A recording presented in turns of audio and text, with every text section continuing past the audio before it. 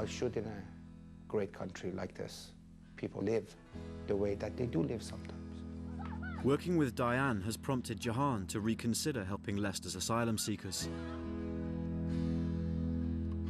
I do understand there's a lot of political minefield over this. Everybody in this world should deserve a chance. So let's give them the benefit of the doubt. Jahan's contacted Aidan Hallett of Refugee Action. They advise asylum seekers in getting their applications processed, providing support wherever they can. Hi, are you Hi. Aidan? I am, Hi, yes. my name is Jahan. Can I have a chat with you? Come in. Thank you. It's a human tragedy that people are on the streets. It's bad enough that, in a sense, we have our own homeless people, but we think it's a desperate tragedy that people who've fled persecution end up with no home and with no reliable source of food.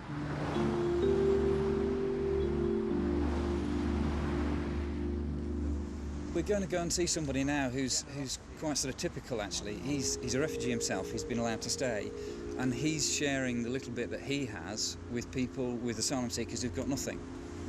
Only when a claim has been officially acknowledged do asylum seekers become eligible for housing and food vouchers. Hi, how are you? Hi, Aidan. John. Until then, those who arrive with nothing remain destitute. Hi. Hi. Very, very nice to meet you. This is my bedsit. Tonight there will be 5 people sleeping here. 3 people will definitely sleep on the bed. The other one sleeps on the sofa, and the other one sleeps here. That's how we sleep. This is our life. So what happens if you go back now to the country that you came from? There is no doubt they will definitely kill me. They will definitely kill me. What did you do in Zimbabwe? Do you have a job? Did you do Yes, anything? in Zimbabwe, I am a qualified agricultural and motor engineer. What do you say to people that say people like you, they're basically leaving their country just to get a better life? In Zimbabwe, I had a 5-bedroomed house. I had everything for a living. Our professions. Him was one of the soldiers who served with the United Nations peacekeeping in Kosovo. That gentleman seated by the corner. He worked at the airport, directing all the traffic, the aeroplanes that were coming into Zimbabwe, including the British Airways. Now living here as a destitute. How many people worked for you when you were at the airport? I think maybe 150 or so. So you were in charge of 150 people? Yeah. If the government does change in Zimbabwe, would you go back? Yeah, I'll be the first one to be home. Definitely. Do you miss home? So much. So much. Because I really had a very good life back home. So how do you survive now? You are not allowed to work. I don't even have a proper word for this kind of life I'm living. Zimbabweans are not thieves. This is a mental torture that we are going through. I never thought that in this country you can have something like that. It's a horrible way to live. Can't understand this mentality that you're telling someone, okay, we're not sure if you're really a refugee. We're not sure if really they're going to kill you when you get back. But in the meantime, you can't get a job. You can't live like a man. You can't contribute to this country. I think I'm an educated person. I think I'm a quite well-read person. And if I didn't know that this happens, that in this today's modern Britain, we are basically telling someone, we're not going to give you money, but at the same time, you can't work. Well, how can that person live a life? It's made me change my mind now. Refugee Action lends support and guidance through the often seemingly endless asylum claims process. Aidan's brought Jahan to a cafe where long-suffering claimants gather to raise their spirits through music. Like Jahan, Ebi is Iranian.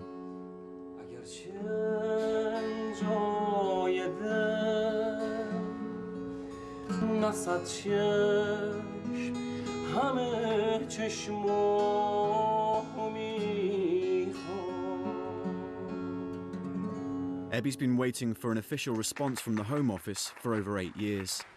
How do you think people can help you Just in your permission situation? to work, that's it. Well, I don't need any support, I don't need any help. Just leave us to do what's normal, like other people. Permission to work. I actually understood what you were saying. But many people here didn't. And it was a beautiful song. Thank you. Very, very beautiful song. Thank you very much, Evie. Thank you for your time. I'm an immigrant. I'm an Iranian. I employ over 100 people. I contribute to Cardiff. I don't know, I could have been like him. If my parents weren't who they are, if I didn't come here at the time that I did, the obvious answer is let the guy work. He will work. From his income, he will pay tax. He will contribute to the society. And if you think he's not entitled to be in this country, kick him out. But in the meantime, let the guy be a man. Let the guy who's born a man be a man. Don't turn him into like a beggar into the streets. It's not as easy as I thought. It is difficult, trying to figure the best way of helping these people. One man with a checkbook cannot make a difference. You know, not in the way that I wanted to make a difference.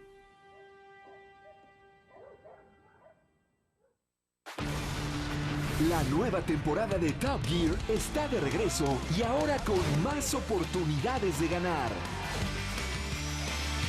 Hazte fan de la página de BBC Entertainment en Facebook y regístrate en la promoción Top Gear para ganar un viaje a Dinamarca y vivir de cerca el show de autos más famoso del mundo.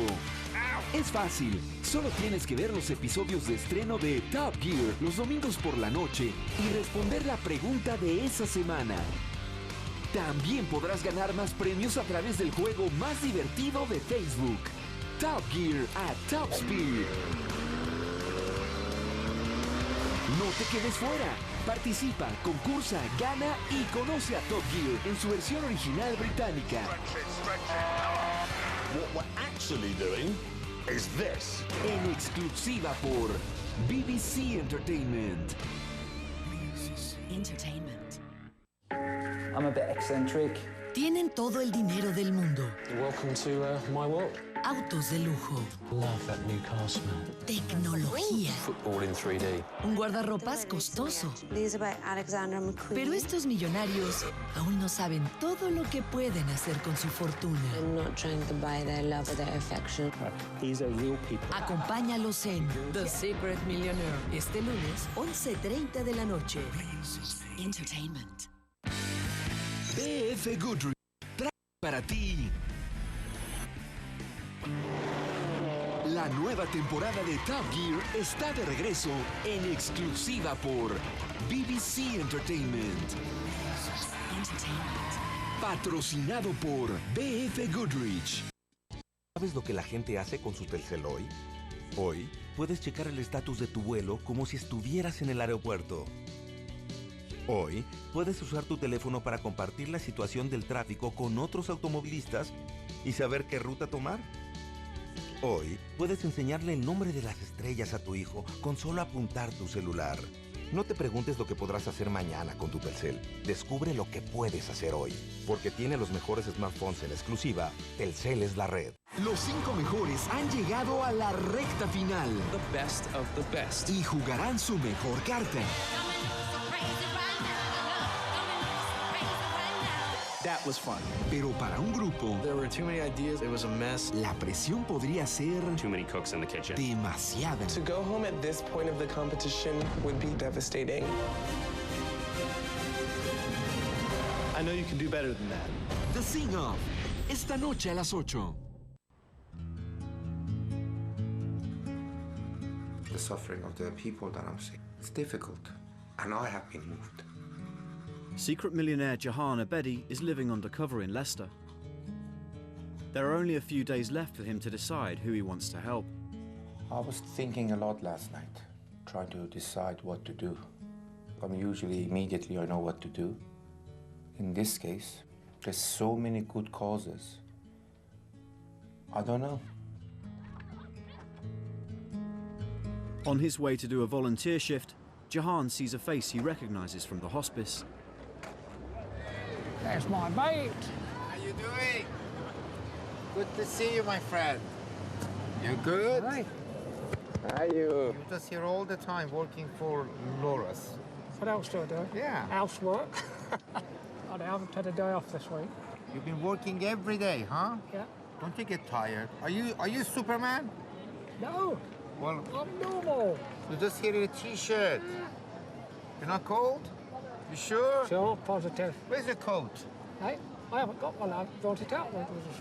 Why don't I give you my coat? If you hold on a second. And you wear my coat, see if it fits you. What are we going to do with you? What am I going to do with you?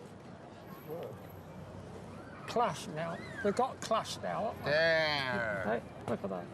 You're looking nice That's and it. smart and warm. Better, huh? I've got my hands full with him, aren't I? Hey? Diane from the Northfields estate has asked Jahan to help with the collection of food donated by a local supermarket. She rounds up volunteers to do this every weekday to keep her poorer neighbours supplied with fresh fruit and veg. Is it all gonna fit? That's the question. With only volunteer Mary's car for transport, they'll have to do a number of trips. How much room we got in the back, Diane? I'll come back and pick up the rest of the bread. You have to come all the way back there? Yeah, we have to do a double row. What do you think that you need around here to make a little impact? What I would like, and I mean it's out of the picture, but is a minibus. Because a van would be purpose of the food only. A minibus could be used for the food. It could be used to take trips out for those that have not been out. There's children around here that have never seen the sea, never been to the seaside. Can we have 2 or 3 at a time, please? 2 or 3. Mary's been a loyal supporter of Diane's for nearly 2 years. Tiny mushroom. She's totally dedicated. She spends a lot of time trying to get funds for the football club. She spends a lot of time with the new people coming into the country, the asylum seekers, and those people that have got no money, no food. Help yourself to bread. I will, thank you. Anything that anybody asks her, she'll go out of her way. She'll even go into her own purse. Yeah, I'm sorry, but I do get emotional talking about Diane, because I think she's great. I really do. Thanks, Diane.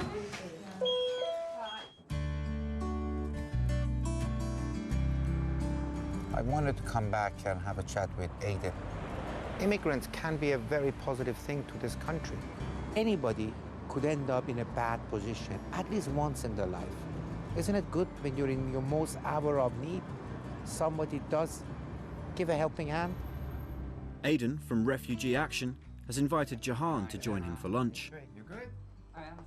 It's not only a job for you, though, the way that you come across, the passion which you have. It really bothers me. And it's distressing when I see people who are really, really scared, who say to me, you know, I was telling the truth, but they didn't believe me. And what can I do now? I can't go home. I believe I'll be killed. And that's very distressing. We've seen destitute clients on the street. We don't think it's acceptable. What Refugee Action hope to be able to do is to find a building where we can give people, for a limited period, guaranteed roof over somebody's head, guaranteed food, and then work with them at the other things, look at their case, look at the legal aspects of their case. Finding your dream house. Finding the dream house. Finding the dream house, paying for the dream house, making it work. After lunch, Aidan agrees to introduce Jahan to one of his most vulnerable clients. She's from Rwanda and she fled when the violence was happening. She's been in this country a long time, many, many years, and the Home Office at the moment, they don't accept her case, and so she hasn't got permission to stay, and she's trying to put a case together, you know, to present new evidence to the Home Office, but she's destitute and, you know, life is a real struggle for her. My name is Jahan. How are you doing? I'll leave you two to have a bit of a chat. Great. Thank you very much, Aidan. Okay. Aidan's client doesn't want her identity revealed. So you fled all that fighting there. You have to run for your life as much as you can. So there were people lying with blood. I don't know if they were dead or not, but I saw such a thing, horrible, horrible moments. They killed my boy. It's okay. Thank you. Where are you living now? Someone gave me a shelter. He was so generous to give me that shelter. I'm happy about it because at least I have a roof over my head, but it's a store, and I live on the floor. You live on the floor of a store that somebody generously provided for which you. I thank God for that person. What I want is to be sorted out like anybody, even if it is one bedroom where I can cook my food, can take a bath, and go to the toilet. I will be like a queen.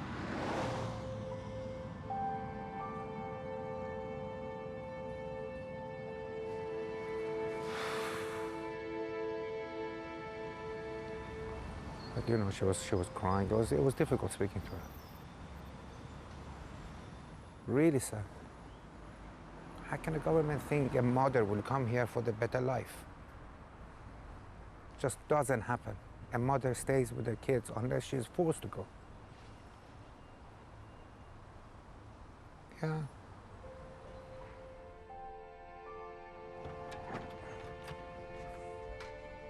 I've been touched by the dignity of these people when they have nothing. It is tough for them, and yet they carry it with their heads held high. Those are the people that sometimes fall through the net because nobody knows about it. And yet, those are the people that need the most help.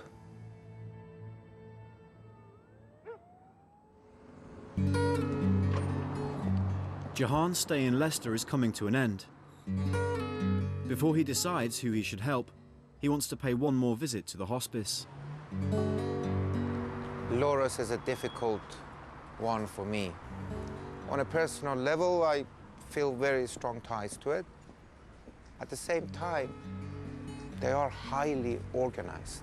Sometimes it's more difficult helping such a well-run, massive operation like this. Good morning, how are you? How are you doing? You good? All right, fine, how are you? Keeping well? Well, fine, Good yes. to see you. We'll go and get his instructions. Yeah, we're going to get the instructions. Where we've got to do. You're the boss, so Hey, you go, you're the and I'll go. go. Where are we going? We're going there? Come on. How are you? I'm fine, thank you. And you? Are you busy? Good. You are. Your dresses are on all, everything. Yeah, I'll take these. All right. Well, you're a natural. There it is. I found my colleague. Masterpiece. At the end of their shift, Peter introduces Jahan to his grand scheme for the hospice garden. He's planning to fill it with flowers. So I went and purchased 2,500 of snowdrops and crocuses. Where are you going to plant it? All the way round, okay, up here, okay, to make it like a bluebell highland and snowdrops. And I think to myself, she's popping up out to the ground to see me and calling me. Wow. Yeah, that's right, yeah. Peter invites Jahan back home to see some of the blooms he's cultivating to fill the grounds of the hospice. Really good. My God, look at that. Hey, what do you reckon? I think it's They've amazing. gone over a little bit now, but... No, it's really good. Yeah, somebody instructed me from up in heaven to get it right. Really? Yeah.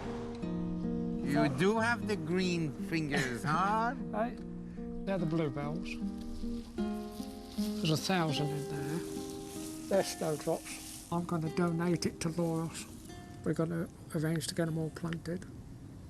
Are you going to help? Yes, I am going out. Good on you. Yeah. That's beautiful as was. This is your lovely wife. Yeah. She looks very happy there. Yeah, she was. I'll show you some photos. Where did you go on this holiday? That one's in Cyprus. That's another one.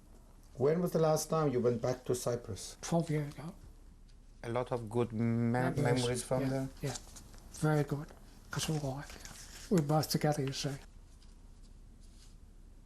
The only thing what upsets me a lot, right, is when I walked through that door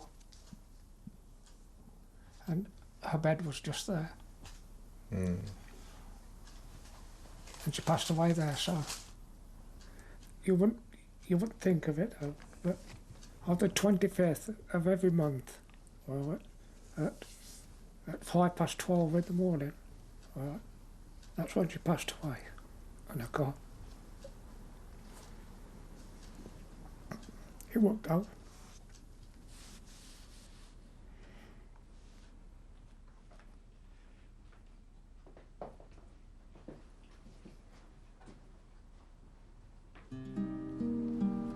He's a very, very special man, really. You know, it's been a few years since his wife died. He's given everything he has to that charity. And I think the loss is still there, isn't it? I think it's part of him now. The whole experience, it's been emotional. It's been tough at certain points. I thought I was a giving person, but I was taking the easy option, which is the checkbook. But these people are giving their time, their emotion. I'm nothing compared to what these people here are doing.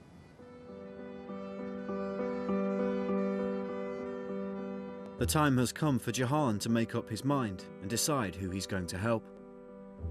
It's difficult because it's not a question of liking. I have to be practical. I'm trying to make a difference in people's lives. It's not an easy decision to make. Every one of them is a really good charity. I'm trying to figure it out and it's killing me.